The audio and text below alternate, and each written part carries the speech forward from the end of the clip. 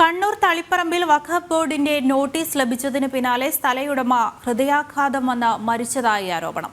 കേരളത്തിൽ സ്ഥിരതാമസമാക്കിയ ആയുർവേദ ഡോക്ടർ വികാസ് മണ്ഡോളാണ് മാർച്ചിൽ മരിച്ചത്. വഖഫ് ബോർഡിന്റെ നോട്ടീസ് വന്നതിന് പിന്നാലെ മാനസിക സമ്മർദ്ദം താങ്ങാനാവാതെയാണ് മരണപ്പെട്ടതെന്ന് കുടുംബം പറയുന്നു. ഗൃഹനാഥൻ തന്നെ മരിച്ചതോടെ കുടുംബത്തിന്റെ മുന്നോട്ടുള്ള ജീവിതം തന്നെ പ്രതിസന്ധിയിലായിരിക്കുകയാണ്. പതിറ്റാണ്ടുകൾക്ക് മുമ്പ് ബംഗാളിൽ നിന്ന് കേരളത്തിലെത്തി ആയുർവേദ ഡോക്ടറായി സേവനം നടത്തി വരികയായിരുന്നു വികാസ് മണ്ഡോൾ. 15 വർഷം മുമ്പ് തളിപ്പറമ്പ് നഗരത്തിൽ സ്ഥലം വാങ്ങി വീട് നിർമ്മിക്കുകയും ചെയ്തു. എന്നാൽ ഒരു സുപ്രഭാതത്തിൽ ഈ സ്ഥലം വഖഫ് ബോർഡിന്റേതാണെന്ന് പറഞ്ഞ് നോട്ടീസ് ലഭിക്കുകയായിരുന്നു.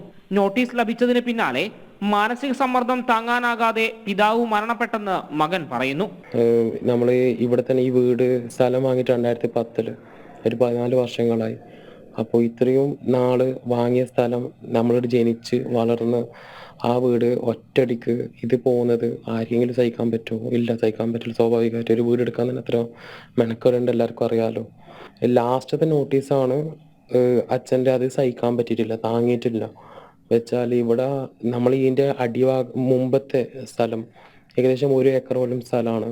പക്ഷെ എന്നിട്ടും നമ്മളെ മാത്രം ഈ നോട്ടീസുകൾ വരുമ്പം സ്വാഭാവികമായിട്ട് ഒരാൾക്ക് പേടിയുണ്ടാവും. ജനിച്ചു വളർന്ന സ്ഥലത്തിന് മുകളിൽ പെട്ടെന്നൊരു നാൾ വഖഫ് ബോർഡ് അവകാശവാദം ഉന്നയിച്ചതിന്റെ ആശങ്ക ഇവർക്കുണ്ട്. ഇത്രയും കാലത്തെ ഒരു സ്ഥലം പോകുന്നതും അല്ലെങ്കിൽ ഈ സ്ഥലം ഇപ്പം പോയി കഴിഞ്ഞാൽ നമ്മൾ എവിടെ നിൽക്കണം എന്ന് ആ ഒരു പേടിയിലാണ് അച്ഛൻ പോയത്.